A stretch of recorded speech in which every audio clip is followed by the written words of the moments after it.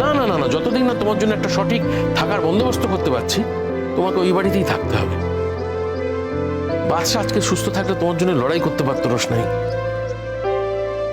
ওর কথা সকলে শুনতো, আমি বললে তো আমার কথা কেউ শুনবে না, আমি তো একটা ফালতু। তুমি আমাকে নিয়ে তো চিন্তা করো না ছোটু, কোনো একটা ব্যবস্থা আমি ঠিক করে নিতে পারবো। না না, কি ব্যবস্থা হবে? তুমি কিছু চেনো এখানে যে ব্যবস্থা করবে? না না, তোমাকে এভাবে দেখো, আর কিছুক্ষণ পরে তো সকলে হাসপাতাল থেকে বাড়ি ফিরে যাবে, তুমি একা একা কি করবে, কোথায় যাবে? ভাবনি তো? আসলে সার্জির অ্যাক্সিডেন্টের খবর পেয়ে আমি এখানে তাড়াতাড়ি করে চলে এসেছি, এত কিছু ভাবার সময় পাইনি। বুঝতে পেরেছি, তুই চল আমার সঙ্গে ভেতরে চল। না ছোটু, ভেতরে মানে সবার সামনে গেলে আমি আবার। কি হবে রোশনাই, ওরা আবার তোমাকে অপমান করবে, চারটে খারাপ কথা বলবে, কি যায় আসে তাতে? বাচ্চা তো ভালো হয়ে যাচ্ছে, তোমার প্রার্থনা, এটা ভুলে যেও না। তুমি চলো। আর তুমি তো এই কথাটা বলেছিলে সবার সামনে যে এটা একটা পাবলিক প্রপার্টি, এটা হাসপাতাল, যে কেউ আসতে পারে যেতে পারে, ভুলে যাচ্ছ কেন সেটা? চলো আমার সাথে, এসো, কথা শোনো আমার, চলো চলো। এই যে এদিকে।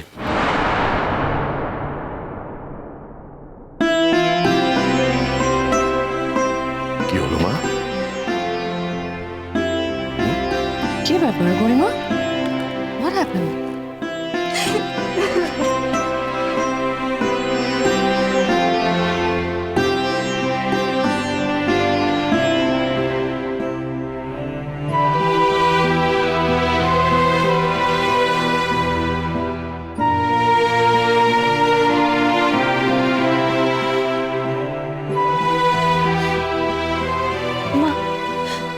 মারণ্যক ভালো হয়ে যাবে মা, ও রেসপন্ড করতে শুরু করে দিয়েছে।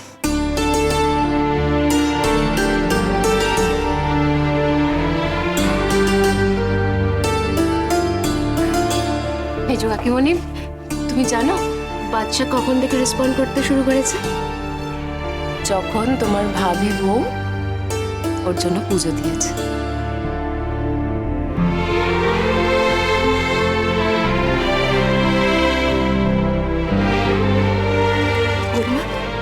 গরিমা, তুমি এই পুজোর ফুল বাচ্চার মাথায় ছোঁয়াতে পেরেছিলে? না আন্টি, ওরা না পুজোর ফুল মাথায় ছোঁয়াতে দেয়নি, বলেছে ইনফেকশন হয়ে যেতে পারে।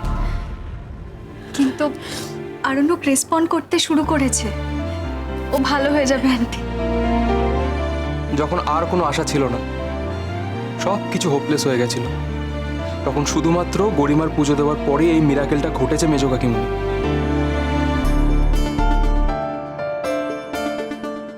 সত্যি বলছো তুমি গরিমা? সত্যি বলছো? হ্যাঁ আন্টি।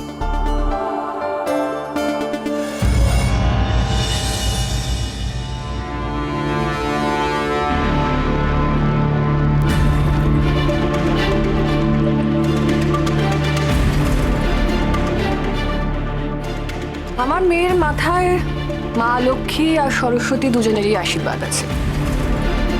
ওর আর আরণ্যকের জীবন এক সূত্রে গাঁথা।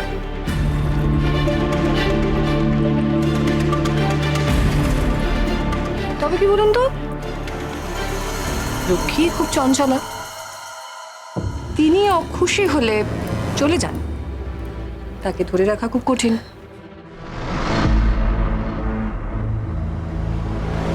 কোথাও যাবে না গরিমা, গরিমা আমাদের ছেড়ে কোথাও যাবে না, ও আমাদের বাড়ির লক্ষ্মী। আজ গরিমার জন্যই বাচ্চার প্রাণ ফিরে এসেছে। তুমি আমার বাচ্চাকে বাঁচিয়েছো গরিমা, শুধু তুমি। গরিমা, আমি জানি তোমার চেয়ে ভালো জীবন সঙ্গী বাচ্চা পাবে না। তুমি আজ বাচ্চাকে বাঁচিয়ে আমাদের আজীবনের জন্য ঋণী করে দিয়েছো। যখন ডাক্তাররা আশা ছেড়ে দিয়েছে, তুমি ছাড়বে। আর দেরি করবো না, অনেক দেরি করে ফেলেছি। বাচ্চা ফিরে আসুক, আমরা খুব তাড়াতাড়ি তোমাদের বিয়ে দিয়ে দেবো। ঠিক বলেছ, একদম ঠিক। গরিমা শোনো,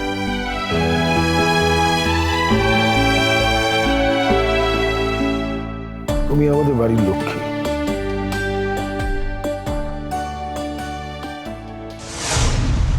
আর এই জঞ্জাল আবর্জনা এসব স্রোতের সাথে ভেসে চলে যায়। এসব নিয়ে কোনোদিন বদল হবে না।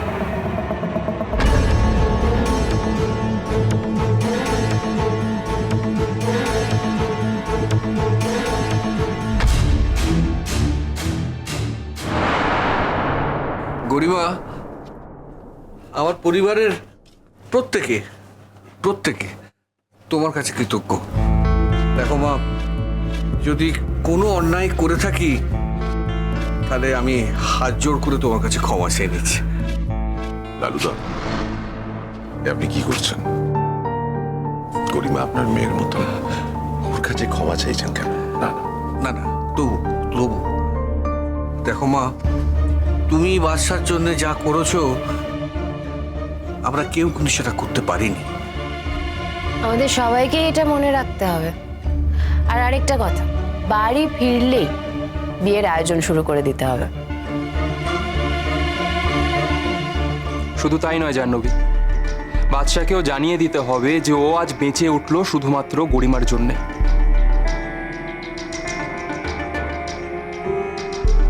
ওকে বুঝতে হবে কে ওর প্রকৃত আপন, কে ওর ভালো চায়।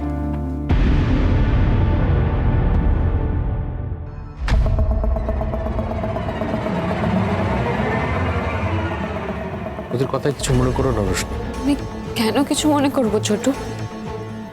গরিমা দিদি তো সত্যিই পুজো দিয়েছিল। গরিমা পুজো দিয়েছিল ঠিকই, কিন্তু গরিমার পুজো দেওয়া ফুল বাদশার কপালে তো দুরস্ত, ওর কেবিনে পর্যন্ত ঢুকতে দেওয়া হয়নি।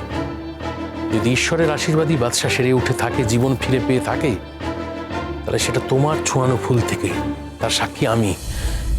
কিন্তু আমার যন্ত্রণা কি বলো তো, আমি বলতে পারছি না। আমার ইচ্ছে করছে ওদের সামনে গিয়ে চিৎকার করে বলি কথাগুলো। ছোট, তুমি আমাকে একটা কথা দাও। হ্যাঁ বলো। এই কথাটা তুমি কোনোদিনও কাউকে বলবে না, সার্জি কেউ না। কি এমন কথা আমার থেকে নিতে চাইছো রোশনাই, বলো। ছোট, তুমি এত প্রশ্ন করো না, তুমি প্লিজ আমার কথাটা শোনো। বলো। গরিমা দিদির পুজোতেই সার্জি সুস্থ হয়েছে, এই কথাটাই যাতে সবাই জানে, এমনকি সার্জিও।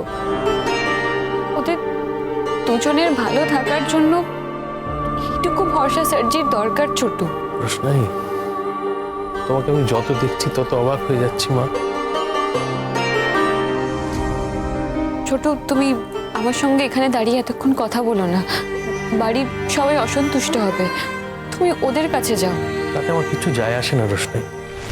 তুমি জানবে আমি গরিব হতে পারি, কিন্তু আমি বিক্রি হয়ে যাইনি। আমার মেরুদণ্ডটা এখনো সোজা। হ্যাঁ, আমার অভাব আছে, আমি ওদের পয়সায় খাই, এটা ঠিকই, কিন্তু সাদাকে সাদা আর কালোকে কালো বলার সাহস আমি রাখি। আমি তোমার সাথে আছি রোশনি।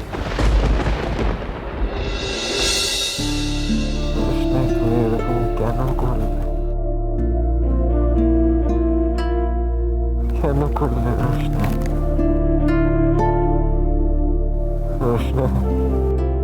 কিছু একটা বলছে।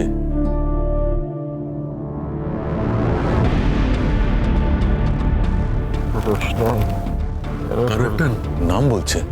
স্যার, আমার মনে হয় উনি ওনার ওয়াইফকে ডাকছেন।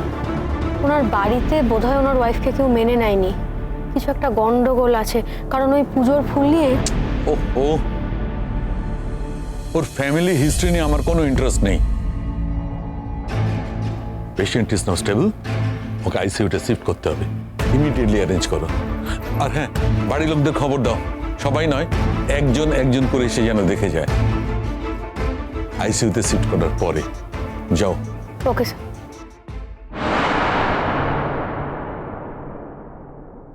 রোশনা, তুমি এটা করতে পারো না রোশনা। হ্যালো আরণ্যক, কি বলছেন? হ্যালো আরণ্যক, কাউকে দেখতে চান? কি হয়েছে বলুন, কাকে দেখতে চান?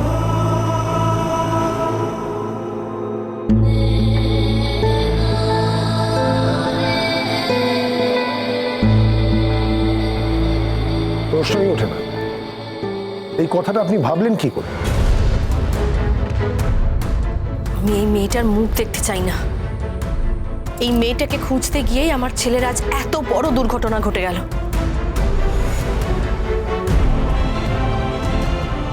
এই মেয়ে এই জীবনে আমাদের বাড়িতে ঢুকতে পারবে না। এই নিয়ে আপনি নিশ্চিন্ত থাকতে পারেন।